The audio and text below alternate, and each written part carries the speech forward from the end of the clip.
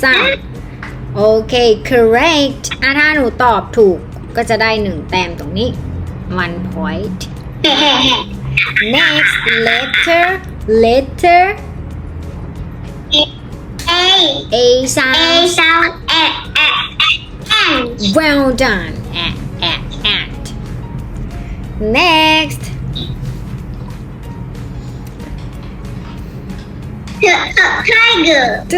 tiger well done อันนี้หนูเก่งแล้วใช่ไหมครูให้ตอบได้แค่1 ครั้งพอถ้าตอบ1 ครั้งผิดปุ๊บไม่ได้คะแนนเลยให้ตอบครั้งเดียว next one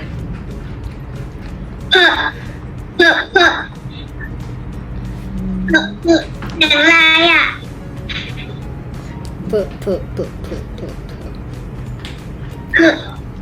เสียงอะไรอะคะเพถูกแล้วเพออะไรล่ะคำนี้หนูอาจจะไม่ค่อยเห็นคำนี้เดี๋ยวครูเขียนให้แล้วหนูลองสะกดสิหนูจะอ่านได้ไหมอ่านว่าอะไร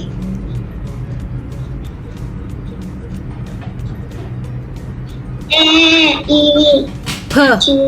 egg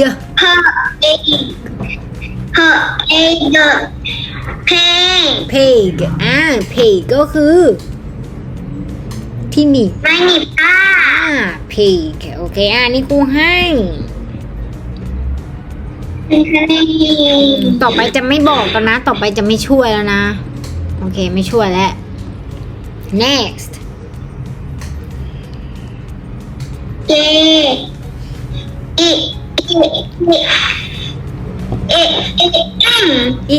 ink well done ink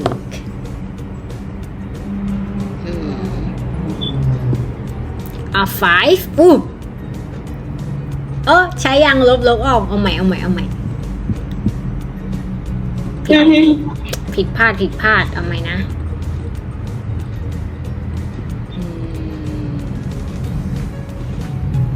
5แบบนี้แน่